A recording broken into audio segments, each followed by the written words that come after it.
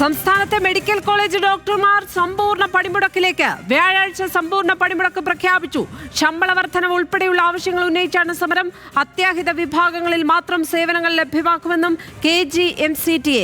PR Praveena ചേരുന്നു വിവരങ്ങളുമായി. Praveena, medical college ഡോക്ടർമാർ സമ്പൂർണ്ണ പണിമുടക്കിലേക്ക് പോകുന്നു. കാര്യങ്ങൾ കുഴപ്പത്തിലാകുമോ?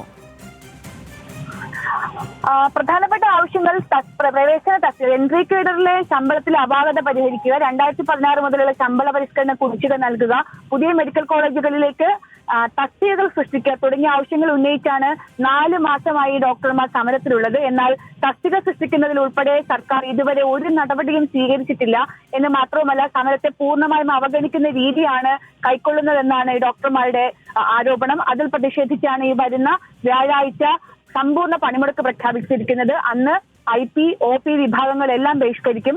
അത്യാഹിത വിഭാഗത്തിൽ മാത്രമാകും സീനിയർ ഡോക്ടർമാരുടെ സേവനം ലഭ്യമാകുക. ലക്ഷ്മി. PR പ്രവീണ, തിരുവനന്തപുരത്ത് നിന്നും.